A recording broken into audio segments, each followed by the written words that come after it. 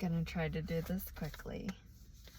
Part 18 of the Master Key System. Number 1, there is a change in the thought of the world. This change is silently transpiring in our midst and is more important than any which the world has undergone since the downfall of paganism. Number 2, this present revolution in the opinions of all classes of men, the highest and most cultured of men, as well as those of the laboring class, stands unparalleled in the history of the world.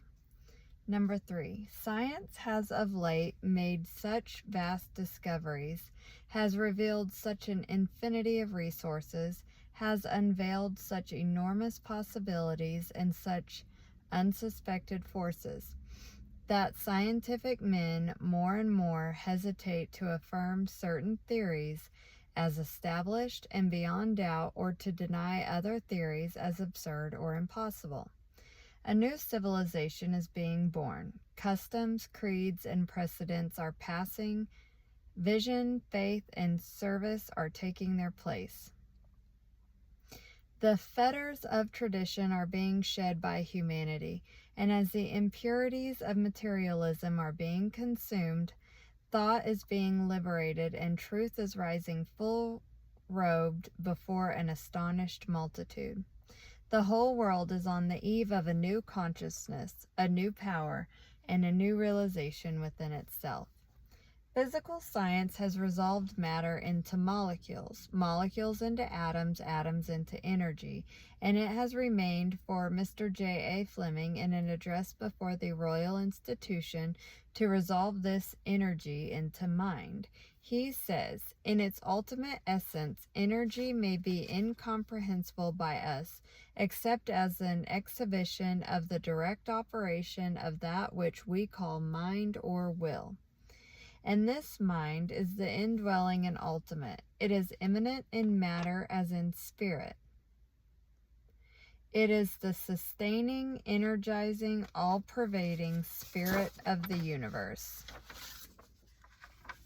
Every living thing must be sustained by the omnipotent intelligence, and we find the difference in individual lives to be largely measured by the degree of this intelligence which they manifest.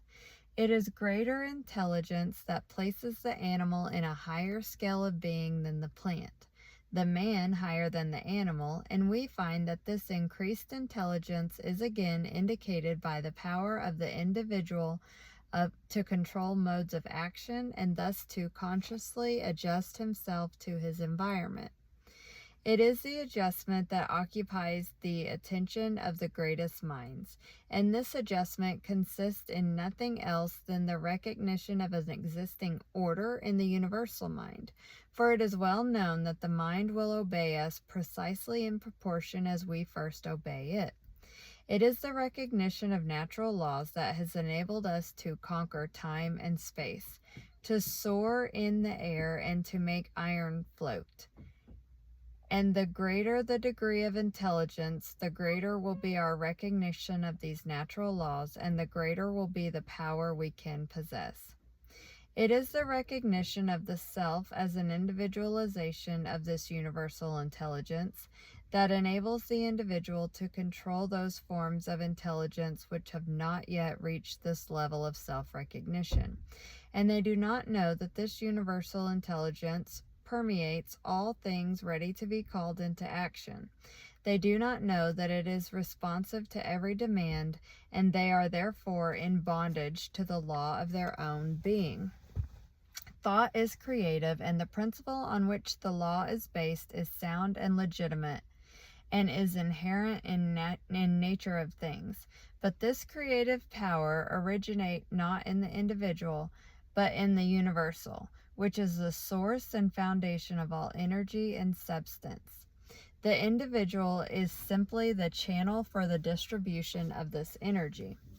The individual is simply by means by which the universal produces the various combinations which result in the formation of phenomena which depends upon the law of vibration, whereby various rates of motion in the primary substance form new substances only in certain exact numerical ratios. Thought is the invisible link by which the individual comes into communication with the universal, the finite with the infinite, the seen with the unseen. Thought is the magic by which the human is transformed into a being who thinks and knows and feels and acts. As the proper apparatus has enabled the eye to discover worlds without number millions of miles away, so with the proper understanding, man has been enabled to communicate with the universal mind, the source of all power. The understanding which is usually developed is about as valuable as a VCR without a videotape. In fact, it is usually nothing more than a belief, which means nothing at all. The savages of the Cannibal Islands believe something, but that proves nothing. The only belief which is of any value to anyone is a belief that has been put to a test and demonstrated to be a fact. It is then no longer a belief, but has become a living faith or truth. And this truth has been put to the test by hundreds of thousands of people and have been found to be the truth exactly in proportion to the usefulness of the apparatus which they used. A man would not expect to locate stars hundreds of miles away without a sufficiently strong telescope, and for this reason, science is continually engaged in building larger and more powerful telescopes and is continually rewarded by additional knowledge of the heavenly bodies. So with understanding, men are continually making progress in the methods which they use to come into communication with the universal mind and its infinite possibilities. The universal mind manifests itself in the objective, through the principle of attraction that each atom has for every other atom an infinite degrees of intensity. It is by this principle of combining and attracting that things are brought together. This principle is of universal application and is the sole means whereby the purpose of existence is carried into effect. The expression of growth is met in a most beautiful manner through the instrumentality of this universal principle. In order to grow, we must obtain what is essential for our growth. But as we are at all times a complete thought entity, this completeness makes it possible for us to receive only as we give. Growth is therefore conditioned on reciprocal action, and we find that on the mental plane, like attracts likes, that mental vibration responds only to the extent of their vibratory harmony. It is clear, therefore, that thoughts of abundance will respond only to similar thoughts. The wealth of the individual is seen to be what he inherently is. Affluence within is found to be the secret of attraction for affluence without. The ability to produce is found to be the real source of wealth of the individual. It is for this reason that he who has his heart in his work is certain to meet with unbounded success. He will give and continually give, and the more he gives, the more he will receive. What do the great financiers of Wall Street, the captains of industry, the statesmen, the great attorneys, the inventors, the physicians, the authors, what do each of these contribute to the sum of human happiness but the power of their thought? Thought is the energy by which the law of attraction is brought into operation, which eventually manifests in abundance. The universal mind is static mind, or substance in equilibrium. It is differentiated into form by our power to think. Thought is the dynamic phase of mind. Power depends upon consciousness of power. Unless we use it, we shall lose it, and unless we are conscious of it, we cannot use it. The use of this power depends upon attention. The degree of attention determines our capacity for the acquisition of knowledge, which is another name for power. Attention has been held to be the distinguishing mark of genius. The cultivation of attention depends on practice.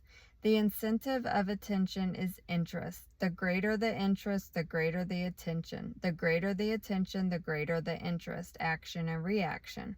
Begin by paying attention. Before long, you will have aroused interest. This interest will attract more attention.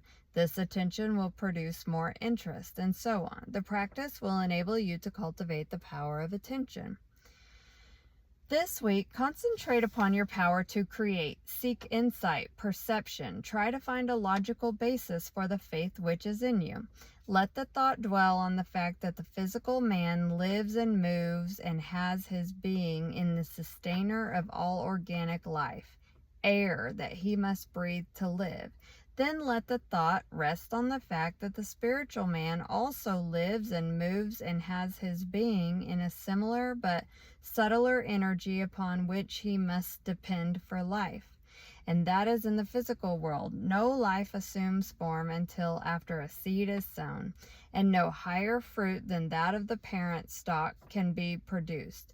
So in the spiritual world, no effect can be produced until the seed is sown, and the fruit will depend upon the nature of the seed, so that the results which you secure depend upon your perception of law in the mighty domain of causation, the highest evolution of human consciousness. There is no thought in my mind, but it quickly tends to convert itself into a power and organizes a huge instrumentality of means. And that's a quote from Emerson. So I've read this a few times. I didn't really care for this part, but everything, divine timing. So it stood out to me this time reading it, how 31 and 32, attention has been the distinguishing mark of genius. The cultivation of attention depends upon practice. And then the next paragraph after that, the incentive of attention is interest. The greater the interest, the greater the attention. The greater the attention, the greater the interest, action and reaction. Begin by paying attention. Before long, you will have aroused interest. This interest will attract more attention, and the attention will produce more interest, and so on. This practice will enable you to cultivate the power of attention. So I know that was meant for me because I just mentioned it to a friend, and we talked about how we could be so powerful if we would just stay focused, but there are lots of distractions. And so anyways, I feel like I'm glad I read it today, and I'm glad that this stood out to me. So anyways, have a great day.